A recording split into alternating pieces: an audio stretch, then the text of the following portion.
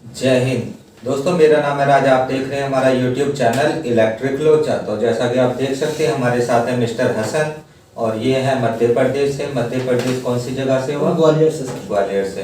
तो ये ग्वालियर से आए हुए हैं, ट्रेनिंग के लिए आए हुए हैं हमारे पास और आज कुछ देर तक रुके हुए हैं। वैसे इनकी छुट्टी हो जाती है।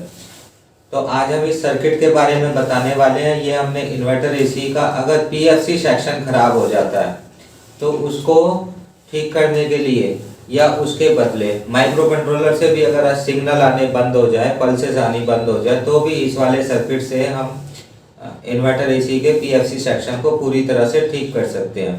तो आज हम इस वीडियो में बताएंगे कि यह सर्किट हमने कैसे बनाया, क्या क्या इसमें करेक्शन की है। इसके साथ हमने एक ऑपरेशनल एम्पलीफायर भी यूज़ की है आईसी, और एक है 3525। तो ये जो ऑपरेशनल एम्पलीफायर आईसी हमने यूज़ की है, ये क्यों यूज़ की है ये भी आपको बताएंगे। अगर आप इस SJ 3525 को सिंपल ही यूज़ करते हैं तो क्या फ़र्क पड़ेगा, तो भी हम आपको बताएंगे। पहले हमने इसको सिंपल ही डिज़ाइन किया था। तो साथियों, ये वाला सर्किट आप देख ही रहे हो, ऐसा दिख रहा है। सब कुछ इसमें साफ साफ लिखा हुआ है। फिर भी आप वीडियो को स्किप करे बिना देखना, क्योंकि मैं इसको एक्सप्लेन करने वाला हूँ। तो एक्सप्लेन करने में क्या होगा कि आपको, अगर आप इसे बनाएंगे तो आपको टेस्टिंग करने में आसानी होगी। कैसे कैसे आप इसे चेक कर सकते हैं अगर बनकर नहीं चलता है तो सबसे पहले साथियों हम इनके पिनों के नंबर लिख देते हैं आईसी का। तो यहाँ आप देख सकते हैं 1 नंबर है, पेन से लिख देता हूँ। 1 नंबर, 2, 3, 4, 5, 6, 7, 8, 9, 10, 11, 12, 13, 14, 15, 16। तो यहाँ पर साथियों आप देख सकते हैं कि सबसे पहले आपको चाहिए कि आप 15 वोल्ट इसमें कनेक्ट करें कंप्लीट होने के बाद। जैसा कि आप देख सकते हैं हमने यहाँ पर कैपेसिटर में कनेक्ट की है। ये हमारी 15 वोल्ट की 2 वायर हैं और यहाँ पर हमने मेन कैपेसिटर से सेंस करने वाले जो ये वोल्टेज है 330 वोल्ट, इसके यहाँ पर कनेक्टर दिए हैं। ये ग्राउंड है और ये पॉजिटिव 330 से जुड़ जाएगा। 4 रेजिस्टेंस से होता हुआ ये LM358 इसको सेंस करेगी। तो यहाँ पर हमने ये ऑन ऑफ स्विच दिया है। अगर हम इसको स्विच लगाना चाहें तो स्विच लगा सकते हैं। अगर हमारा माइक्रो कंट्रोलर ठीक है, पीएफसी ऑन कर रहा है लेकिन पल्स नहीं दे रहा है, तो हम इसको भी उसके साथ अटैच कर सकते हैं एक ट्रांजिस्टर या कपलर लगाकर। तो अब आप इसमें समझ सकते हैं। यहाँ पर हमें ये सप्लाई जोड़ दी है, 15 नंबर और 13 नंबर पर जाएगी। तो 15 नंबर इसकी इस आईसी को पावर ऑन करेगी और 13 नंबर इसके अंदर जो ड्राइवर लगे हुए हैं वो ड्राइवर एक्टिवेट करेगी। जैसे हमने यहाँ बनाए हैं सेम इसके अंदर भी हैं। इसके अंदर लेकिन छोटे ट्रांजिस्टर हैं, तो ज़्यादा एम्पियर बढ़ाने के लिए हमने यहाँ अलग से बाहर 2 ट्रांजिस्टर NPN और PNP लगाए हैं। आप देख सकते हैं सिंबल इनके। उसके साथ ही हम ट्रांजिस्टर को भी 15 वोल्ट से ही पावर देंगे। अगर हम चाहें तो 15 वोल्ट से दे सकते हैं, नहीं तो हमने यहाँ पर ऑप्शन बनाया है। यहाँ पर आप देख सकते हैं कि ट्रांजिस्टर को जो पावर दी जाएगी वो 15 वोल्ट से भी दी जा सकती है, 5 वोल्ट से भी दी जा सकती है। तो अगर हम 15 वोल्ट से पावर देंगे ट्रांजिस्टर को, ये वाले ट्रांजिस्टर को, तो ये डायरेक्ट IGBT को चला देंगे, कोई भी दिक्कत नहीं आएगी। और अगर IGBT का गेट ड्राइवर ठीक है, वो ख़राब नहीं हुआ है गेट ड्राइवर, तो हम इसे 5 वोल्ट पर सेलेक्ट कर सकते हैं। फिर यहाँ से जो पल्सेस आएंगी ये 5 वोल्ट में आएंगी, फिर गेट ड्राइवर पर चली जाएंगी। गेट ड्राइवर IGBT को चला देगा और बाकी सारा कंट्रोल ऐसे ही रहेगा। तो यहाँ पर आप देख सकते हैं, बात करते हैं इस कैपेसिटर की। तो ये सॉफ्ट स्टार्ट करने के लिए, जब इसमें फर्स्ट टाइम इसको ऑन होना होगा तो ये धीरे धीरे स्टार्ट होगा। अगर इसे तेज़ स्टार्ट करना है तो ये वाला कैपेसिटर छोटा कर सकते हैं। हमने यहाँ 10 माइक्रोफैराड 16 वोल्ट का कैपेसिटर यूज़ किया है, आप भी ये सेम यूज़ कर सकते हैं। और यहाँ पर जो हम एक पोटेंशियोमीटर दिखा रहे हैं आपको, तो ये पोटेंशियोमीटर वेरिएबल रजिस्टर होता है, जिसको हम ऐसे घुमा सकते हैं। जैसे आप देख सकते हैं ये वाला, तो ये पोटेंशियोमीटर है वेरिएबल रेजिस्टेंस, इसको हम हाथ से घुमा सकते हैं और इसकी वैल्यू शिफ्ट कर सकते हैं। तो इसको घुमा करके हम यहाँ पर ये है 10K का ये वाला है, तो इसको घुमाकर हम यहाँ फ्रिक्वेंसी को सेट कर सकते हैं अपने हिसाब से। जितनी भी फ्रिक्वेंसी पर हम चलाना चाहें फ़िलहाल जो इसकी रेंज सेट है इस कैपेसिटरों और रेजिस्टेंस के हिसाब से, तो ये 6 किलो हर्ट्ज 227 किलो हर्ट्ज है। अभी यहाँ आप इस प्रीसेट से इतनी फ्रिक्वेंसी यूज कर सकते हैं, 6 kilohertz to 27 kilohertz तक। ये वाला प्रीसेट आप देख सकते हैं 6 नंबर पिन से कनेक्ट होता है और 2K की रेजिस्टेंस लग करके ग्राउंड हो जाता है। तो इसको हम बोलते हैं RT यानी कि रेजिस्टेंस ऑफ टाइमिंग। और इसके बाद हमने 7 नंबर पिन को यहाँ से जंपर देके यहाँ कनेक्ट कर रखा है, आप देख पा रहे हैं। तो यहाँ पर एक और रेजिस्टेंस लगी हुई है 80 ओम की। इसे आप 80 से 50 ओम से लेकर के 250-300 ओम तक लगा सकते हैं। तो ये रेजिस्टेंस इसका डेड टाइम सिलेक्ट करती है। ये रेजिस्टेंस आप कम करते जाएंगे तो डेड टाइम कम होता जाएगा, रेजिस्टेंस बढ़ाएंगे तो डेड टाइम बढ़ता जाएगा। डेड टाइम से मेरा मतलब है कि जब ये पल्स देगी ऐसे करके और नेक्स्ट पल्स जब देगी, तो नेक्स्ट पल्स देने के बीच में जो ये वाला टाइम है जब ये पल्स नहीं देगी, ऑफ रहेगी, तो ये डेड टाइम है। तो इस वाली रेजिस्टेंस को कम ज़्यादा करके हम इसका डेड टाइम भी सेट कर सकते हैं जितने % हमें रखना है। और ये वाला कैपेसिटर साथियों फ्रिक्वेंसी के लिए हमने यहाँ पे 10 किलो PF यूज किया है। आप यहाँ पर कोई और भी यूज कर सकते हैं। अगर ये कैपेसिटर आप छोटा करेंगे तो फ्रिक्वेंसी इंक्रीज होती जाएगी, और अगर आप ये वाला कैपेसिटर बड़ा करेंगे, इसकी वैल्यू बढ़ाएंगे, तो फ्रिक्वेंसी डिक्रीज होती जाएगी। तो इस तरह से आप यहाँ इस कैपेसिटर को सेट कर सकते हैं। तो यहाँ पर आप देख सकते हैं कि इसमें यहाँ 1 और 2 नंबर पिन है। ये 1 नंबर है, ये 2 नंबर है। यहाँ पर इसमें इनबिल्ट कंपेरेटर है। तो इस कंपेरेटर का यूज़ किया जाता है इस IC के PWM को सिलेक्ट करने के लिए, सजेस्ट करने के लिए कि पल्स की विड्थ हमें कितनी रखनी है।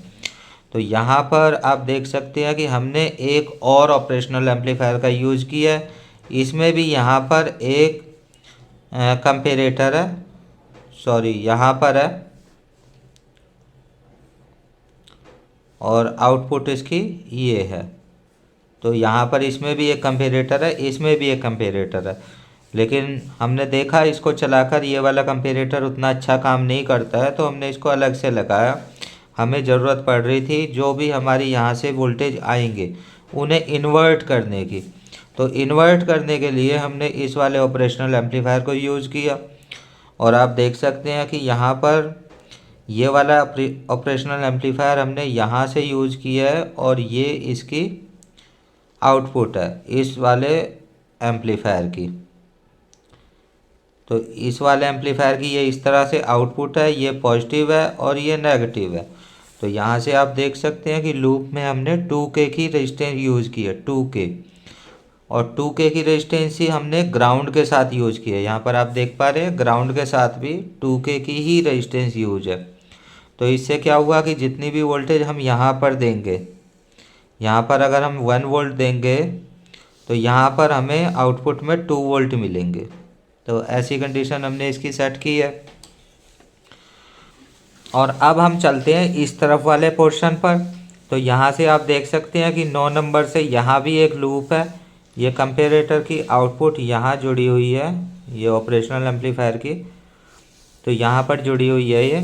तो 10 नंबर पिन आप देख सकते हैं कि हमारी ग्राउंड है, नेगेटिव वोल्टेज है 0 वोल्ट। और 0 वोल्ट के साथ ही हमने ये ट्रांजिस्टर जोड़े हुए हैं। तो ये इसका जो है कलेक्टर है, ये अमीटर है, और इसका भी ये अमीटर है और ये कलेक्टर है। तो यहाँ पर मैं लिख देता हूँ ताकि आप गलत ना लगा दें कहीं। तो ये कलेक्टर है, ये दोनों के अमीटर हैं, ये दोनों के अमीटर हैं, और ये फिर वापस से कलेक्टर है। इसी तरह से यहाँ पर है, ये इसका कलेक्टर है, और ये दोनों ट्रांजिस्टरों के अमीटर हैं, और उसके बाद ये कलेक्टर है। तो इसी तरह से आपको लगाना है, नहीं तो गलत हो जाएगा।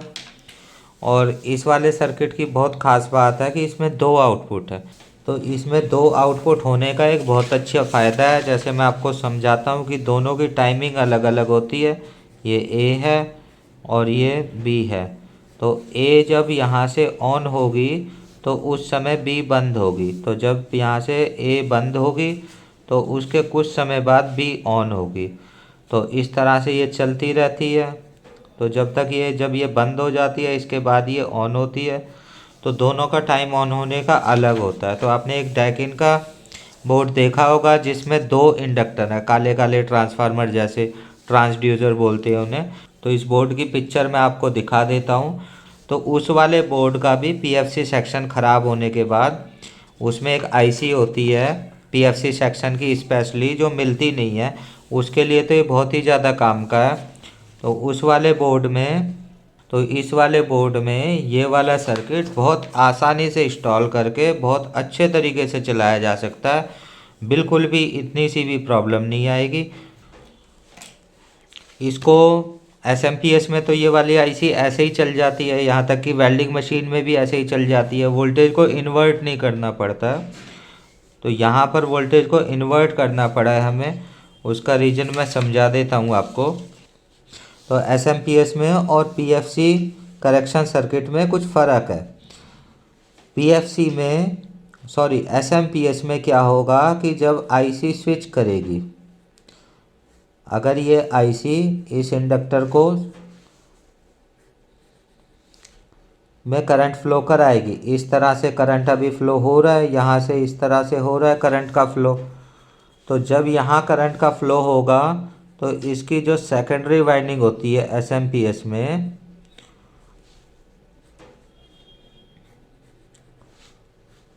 तो उसमें क्या होगा कि उसमें वोल्टेज इंक्रीज होगी। यहाँ से स्विचिंग हो रही है, अभी ये कनेक्टेड है, और यहाँ पर वोल्टेज क्या होगा, इंक्रीज होगी।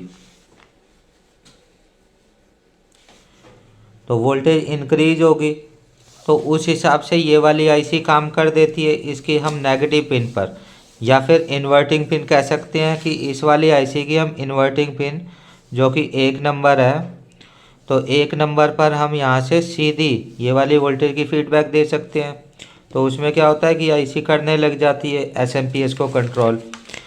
अब इसमें क्या होता है, ये तो आपने देखा कि जब ये ट्रांजिस्टर कनेक्टेड है, मान लो ऐसे कनेक्ट हुआ, उस समय यहाँ वोल्टेज इंक्रीज होंगे एसएमपीएस में, चाहे कोई भी एसएमपीएस हो, बड़ी एसएमपीएस छोटी एसएमपीएस।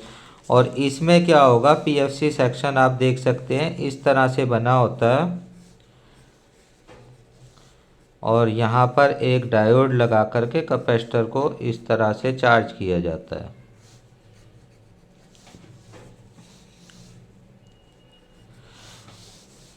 तो एनर्जी यहाँ स्टोर होती है और आगे निकलती है। अब इसमें ये तो ठीक है, तो आप देख सकते हैं इसमें डिफरेंस क्या है कि अभी यहाँ से ये ट्रांजिस्टर ऑन है, ऑन कंडीशन में, तो यहाँ भी जो है वोल्टेज वो इंक्रीज हो रहे हैं,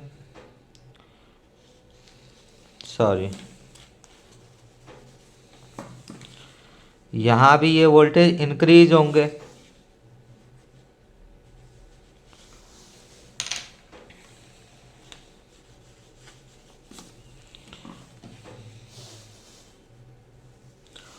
और इसमें क्या होगा कि जब हम इसको ऑन कर देते हैं, यहाँ से ये कंडक्ट हो गया करंट का फ्लो, अभी आप देखेंगे कि इस तरफ करंट का फ्लो नहीं रहेगा, ये नहीं रहेगा। ऑन करने पर करंट का फ्लो हो जाएगा यहाँ पर, तो यहाँ पर करंट का फ्लो नहीं रहेगा और यहाँ करंट का फ्लो हो जाएगा जब ये ट्रांजिस्टर या आईजीबीटी जो हमारा लगा होता है 40 एम्पियर का, वो कंडक्ट होगा। तो यहाँ वाले वोल्टेज क्या होंगे, डिक्रीज होने लग जाएंगे इस तरह से।